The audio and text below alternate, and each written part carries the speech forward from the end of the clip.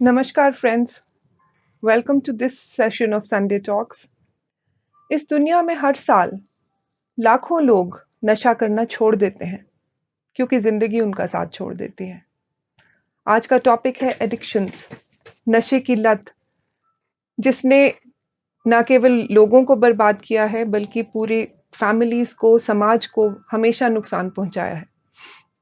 जब हर एक ये जानता है कि नशा गलत है, चाहे वो शराब का हो, ड्रग्स का हो, किसी भी किस्म का हो, तो फिर इसमें साल दर साल बढ़ोतरी क्यों होती चली जाती है? और सबसे ज्यादा हमारी युवा पीढ़ी, हमारे स्कूल कॉलेज के बच्चे, लड़के लड़कियां दोनों इसका शिकार हो जाते हैं। इसका रीजन सबसे पहले हम जानने की कोशिश करेंगे, बजाय कि हम इस बारे में बात करें कि किस किस तरह का नशा है। रीजन इसके हैं जो, अगर हम कैटेगरीज में डिवाइड करना चाहें तो सबसे पहले आएगा फैमिली डिसफंक्शंस। डिसफंक्शनल फैमिली का मतलब ये नहीं कि कोई सेपरेटेड फैमिली है या जरूरी है कि कोई घर में एक पेरेंट नहीं है। नहीं, डिसफंक्शनल फैमिली का मतलब कि घर में माँ बाप में ही आपस में तनाव है, उनकी आपस में पर्सनालिटी क्लैश हो या कोई प्रॉब्लम हो, लेकिन उसका सीधा सीधा असर पड़ता है बच्चों पर। अगर तनाव नहीं भी है तो क्या बच्चे के साथ कम्युनिकेशन चैनल है? क्योंकि मैंने ऑफिशियली भी और पर्सनली भी बहुत बार देखा कि जब बच्चे किसी प्रॉब्लम में पड़ते हैं और उन्हें कोई पकड़ता है, उनका पहला रिएक्शन होता है कि मम्मा पापा को मत बताना। अब ये एक बहुत बड़ा सवाल खड़ा करता है कि जो सबसे बड़े वेलविशर्स होते हैं, उनसे ही बातें छुपाई जाती हैं। वो कम्युनिकेशन गैप कहीं ऐसा है कि बच्चा अगर किसी गलत प्रवृत्ति में पड़ रहा है, तो क्या पेरेंट्स को उसके बारे में मालूम भी चलता है? हर एक को ये गलत फहमी रहती है कि मेरे बच्चे कभी ऐसा काम नहीं कर सकते। ये सब चीजें कहीं और होती हैं। इस पे एक बात कहूंगी कि वो आंधियां थी कहीं और की, उस तूफान को कहीं और आना था, लेकिन जो सबसे पहले गिरा वो मेरा अपना आशियाना था। एक रीजन फैमिली के तनाव, दूसरा रीजन जब फैमिली में सब कुछ ठीक है तो फिर आता है बच्चे की कंपनी। कई बार स्टाइल मारने के लिए कि चलो मर्द बनो, सिगरेट पियो, शराब पियो, अरे लगा लो, नहीं तो तुम इस ग्रुप में स्टाइलिश नहीं माने जाओगे। ये एक रीजन है। फिर कई लोगों को लगता है कि इससे कंसंट्रेशन बढ़ता है। अब कंसंट्रेशन बढ़ाने के तो और भी बहुत तरीके, मेडिटेशन है, योग है, तो पर अच्छी चीजों की कभी किसी को आपने लत लगते देखी है? कभी सुना कि कोई कह रहा हो कि मुझे पढ़ाई की या एक्सरसाइज की लत लग गई है? लत लगना मतलब उसके ऊपर निर्भर इस तरह से हो जाना कि वो आपकी जिंदगी को बर्बाद करना शुरू कर दे। फिर एक रीजन रहता है कि जहां पर कोई ब्रेकअप हो जाते हैं लोगों के, कोई रिलेशनशिप टूट जाते हैं, तो फिर सहारा मिलता है नशे में। तो नशे में सहारा अगर ढूंढ रहे हो तो फिर तो आपने दूसरे आदमी को सही साबित कर दिया कि उसने आपको छोड़कर अच्छा किया। बल्कि कुछ ऐसा करिए, कुछ अपने इस तरह की चीजें हासिल करें कि दूसरे को आपको छोड़ने पर पछतावा हो। रीजंस इसके बहुत सारे हैं, कोई एक नहीं। कई बार जो मैंने कम्युनिकेशन की बात की, कई बार पेरेंट्स को इतना भी नहीं पता लग पाता कि उनके बच्चे को कोई बुली कर रहा है, कोई मोलेस्ट कर रहा है, उसको कोई ऐसी परेशानी है, उसके ऊपर कोई परफॉर्मेंस प्रेशर है, किसी भी तरह का हो सकता है, चाहे वो उसको अपनी लुक्स के बारे में हो या अपने पढ़ाई या करियर के बारे में। तो इसमें जब एस्केप कोई ढूंढता है तो वो नशे की चीजों में अपना, एक कहते हैं कि शांति ढूंढता है, लेकिन ये नहीं समझ पाता कि नशा और नाश में कितना कम अंतर है।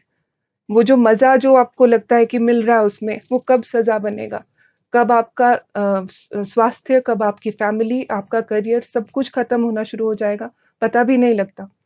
एक बहुत गलत फहमी रहती है यंगस्टर्स को स्पेशली कि मुझे एडिक्शन नहीं होगी, बस ऐसे एक बार ट्राई करता हूँ, एडिक्शन नहीं होगी। एक बार करता है, दो बार करता है, जब तक रियलाइज करता है तब तक बहुत देर हो चुकी होती है। इसका असर एक व्यक्ति पर नहीं पड़ता। अगर हमें लगे कि ये किसी की इंडिविजुअल प्रॉब्लम है, नहीं। जो सोसाइटी में क्राइम बढ़ता है, वायलेंस बढ़ता है, अनरेस्ट बढ़ता है, वो कहीं ना कहीं उसका मेन रीजन ये नशीली चीजें ही तो हैं। रोड एक्सीडेंट्स आप देखिए कितने होते हैं, जो ज्यादातर नशे की हालत में लोग गाड़ियाँ उनकी कभी मैंने हिमाचल में तो देखा कहीं पहाड़ से नीचे चली गई।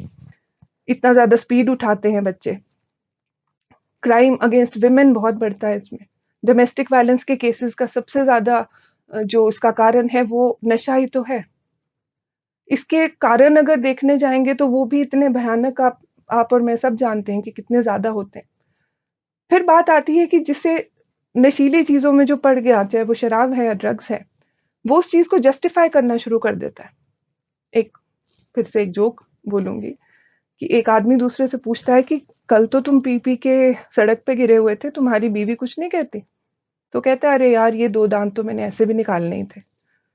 तो और फिर उसके बाद जस्टिफ़ाई किस तरह से करते हैं लोग। आपने हमेशा कई बार सुना होगा कि पैसों की कमी की वजह से पढ़ाई छूट गई। कभी किसी ने सुना कि पैसों की कमी की वजह से किसी ने नशा छोड़ा हो? क्योंकि वो चाहे किसी अमीर घर का बच्चा हो या गरीब घर का, जब नशे की लत पड़ती है तो फिर उसके लिए वो गलत काम भी करेगा। वो घर से भी पैसे चोरी कर सकता है, बाहर किसी और को भी नुकसान पहुँचा सकता है। तो फिर बताइए ये क्या किसी एक व्यक्ति की समस्या है या पूरे समाज की? इसका सॉल्यूशन फिर वही बात है कि this is one problem where prevention is better than cure, कि वो चीज़ को पहले तो होने ना दिया जाए। उसके लिए पेरेंट्स हमेशा अपने एक तो घर का माहौल ठीक रखें, अगर आपके कोई डिफरेंसेस हैं अपने इश्यूज को सॉर्ट आउट करिए पहले। उसके बाद अपने बच्चे के साथ उस पे साथ कम्युनिकेशन रखने के साथ साथ उसे ऑब्जर्व करना बहुत ज़रूरी है। अगर बच्चे में कोई अचानक एबनॉर्मल चेंजेस आए, आपको लगे कि उसका स्लीप पैटर्न, उसका ईटिंग पैटर्न बदल रहा है या फिर वो एकदम से बहुत चिड़चिड़ा हो गया है, चुपचाप हो गया है, उसका रीज़न तो ढूँढें। आजकल तो बच्चों का जो गूगल सर्च हिस्ट्री है उस पे भी थोड़ा चेक रखना बहुत ज़रूरी है कि वो किस तरह की चीज़ें नेट पर देखता है। और कंपनी मैटर्स देन अगेन, आपको बच्चे की कंपनी को वॉच करना बहुत ज़रूरी है। अब इसे भाषण ना समझें प्लीज़, क्योंकि इतने भाषण होने के बावजूद, इतना ज़्यादा के बारे में कैंपेन्स चलने के बावजूद क्यों नहीं हमारे बच्चे इस नशे की गिरफ्त से बाहर आ पाते? तो रीज़न तो शायद कहीं न कहीं कलेक्टिव ही है, तो इसके जो सॉल्यूशन है वो भी कलेक्टिव है। एज़ अ सोसाइटी हम लोगों को इन चीज़ों को, इनसे लड़ने में, इनको ख़त्म करने में एक साथ आना तो बहुत ज़रूरी है ही। लेकिन अब मैं उन यंगस्टर्स को कहूँगी जो इस चीज़ के आदी होते जा रहे हैं, कि अगर आप सोच लें कि अगर आपको इस बात से निकलना है, छोड़ना है इस नशे की लत को, तो nothing is impossible. It might be difficult, it's not going to be easy, but it's worth it. सबसे पहली ज़रूरत है आपकी इंडिविजुअल विल की। अगर आप में वो विल पावर है कि नहीं मुझे ये चीज़ सही नहीं है, मुझे इससे निकलना है, तो आपको कोई रोक भी नहीं सकता। लेकिन उस विल पावर को लाने के लिए you need a higher purpose of family happiness, your own career, your own contribution towards society. Higher purpose तो कुछ भी हो सकता है, and each and every one of you has a role to play in the society. Each one of you has so much to contribute. तो फिर क्यों ऐसा होता है कि उम्रें दराज मांग कर लाते हैं 4 दिन, 2 नशे में निकल गए, 2 अस्पताल में, फिर तो यही नौबत रह जाती। But individual will always get you there. उसके बाद आपको उस फैमिली का सपोर्ट होना बहुत ज़रूरी है कि क्योंकि जो नशे की लत है वो पहले साइकोलॉजिकल लगती है, लेकिन धीरे-धीरे वो फिज़िकल हो जाती है। इसका मतलब आपकी बॉडी उस पे डिपेंड करने लग जाती है। तो जो लोग छोड़ने की कोशिश करते हैं, उन्हें शुरू में लगता हो सकता है बहुत पेनफुल लगे, क्योंकि विथड्रॉल सिम्पटम्स से डर के लोग दोबारा उस चीज़ में रिलैप्स कर जाते हैं। उस समय आपकी विल पावर की सबसे ज़्यादा ज़रूरत है। अगर आपको लगता है कि ज़िंदगी को अच्छा करना है, तो वो थोड़ी देर के लिए आपको कष्ट भी सहना पड़ेगा।